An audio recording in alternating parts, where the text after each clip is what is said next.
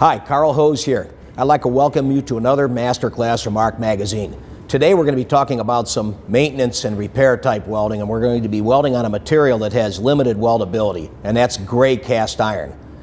Gray cast iron is different in steel in the fact that it's poured into a mold, and it typically contains between 2 and 4% carbon. That is a lot of carbon compared to steel. Usually the steels that we weld on, such as structural steels that we build bridges and buildings and railroad cars out of, they typically contain less than 30 points carbon. That's 30% of 1%, and they have limited hardenability. But cast iron, 2 to 4% carbon is a lot. And what happens is that as that mold solidifies, the carbon precipitates out into free graphite, and that's what gives cast iron, gray cast iron, its unique properties. It makes it kind of dirty when you grind on it and prepare it to weld. It gives it good machinability. It has great compressive strength. It's actually pretty lousy in tension, and it has poor elongation or ductility. And those are some of the things that make it difficult to weld on. The other thing is all that carbon that's in the cast iron. If you were to weld cast iron with a regular steel welding rod, such as a 7018 or a 6013, that low carbon steel welding rod would pick up carbon from the cast iron, and that weld deposit would develop into a very hard deposit that wouldn't stretch or elongate. And when you put cast iron in tension, such as when that weld is shrinking, it can often lead to a crack in the base metal near the weld. And that's what we try to avoid doing when we're welding cast iron. The most common way to repair it is what we're going to do today. We're going to use the shielded metal arc or stick welding process, and we're going to use a nickel-based alloy. We are going to use a Tech-Alloy welding product.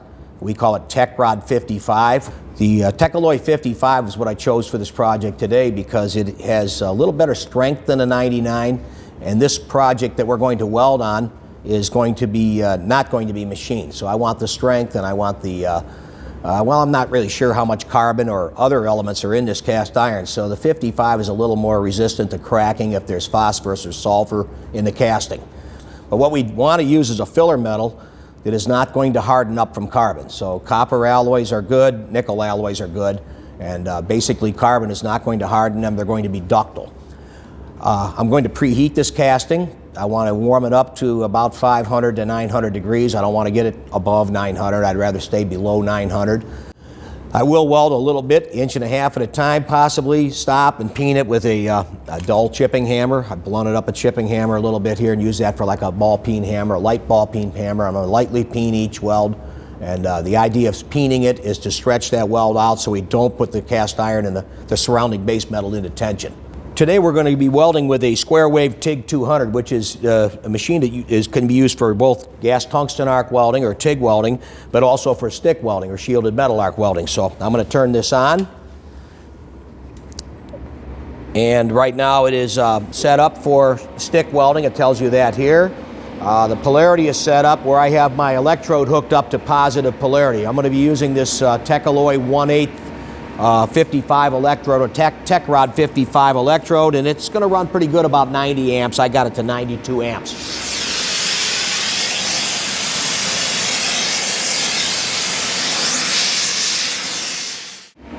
The part that I'm welding on has already been preheated. We just warmed that up. What's important when you preheat a part like this is you get the entire part warm, not just local where you're going to weld, because you don't want uneven expansion and contraction that could lead to cracking.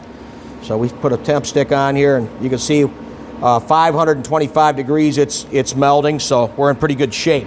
Got it pretty hot. Again, sometimes you have to weld the cast iron cold if you can't get it warm enough. This piece that is put in here, there was actually a chunk of cast iron missing. That's a fabricated piece of steel. So I'm going to weld steel to cast iron, but you can do that with the nickel-based electrode like that. So we'll get started here. I did drill a small hole at the end of the crack. That's about a 3/16 diameter hole. And the idea of that, the idea of the 3/6 diameter hole is it'll arrest the crack and keep it from traveling further. So I'm going to tack this piece in first, and then I'm going to lay this part down in the position that I'm going to weld it in. Watch your eyes.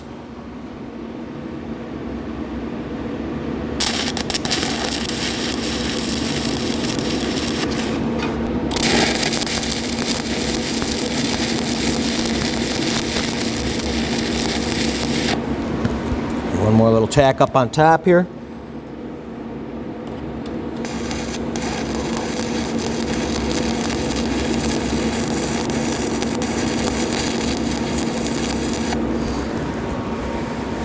Okay, now I'll be able to lay this thing down,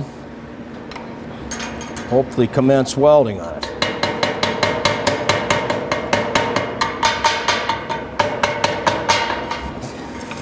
I'm going to start here and put a weld in, maybe 1.5 inches long, stop and peen. I'm going to move to another location, put a short weld in, 1.5 inches, stop and peen. The reason I'm going to peen with this hammer, this blunt chipping hammer, is to try and stretch that weld out a little bit. Just lightly peen, not heavy peening. Stretch that weld out a little bit so it doesn't shrink as much and pull on the cast iron. These special electrodes are designed not to pull on the cast iron when they shrink. I'll start here at the end and put a short tack on here, a stitch on there about 1.5 inches long. Okay.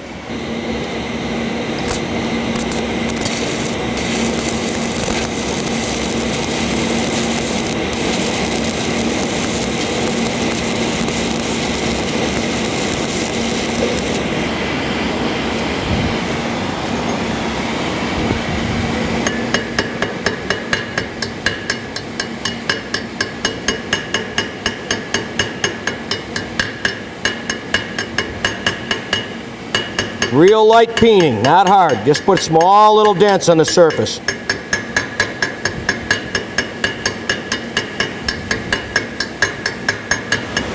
I'm trying to work my way around here a little at a time. I'm skipping around. I don't want to build up a lot of heat in one area or have a lot of shrinkage take place in one area. So I'm keeping my welds fairly short, 1.5 inches, 2 inches long, peening each weld, allowing it to cool a little bit and move around. Trying not to let this casting get down too cold. Okay, so I'm going to come up here and put another stitch up here.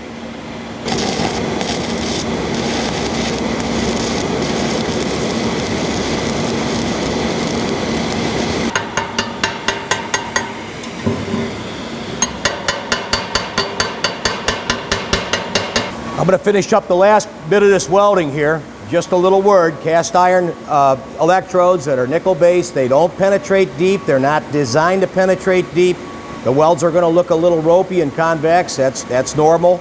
If you turn it up to try and flatten it out, you're going to have problems. So I'm going to kind of weave over this last little part here, peen it, and then I want to wrap this up with a insulating blanket to let it cool down slowly. Cover.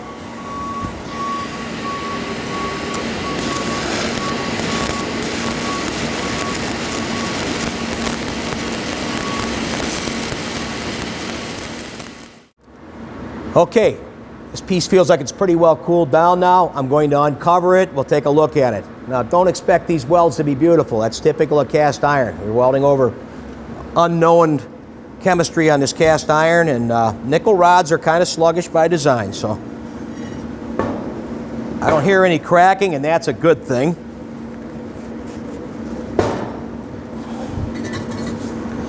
And so far, I didn't hear any pinging while we were sitting here. I don't see any pinging now, so that's what I was hoping to see. Typically, if cast iron does crack, it doesn't crack in the nickel weld. It cracks somewhere in the base metal after it's been welded when it cools down. This part's pretty cool now, so I think we're good to go. Well, thanks again for watching another Masterclass from ARC Magazine. I'm Carl Hose. See you next time.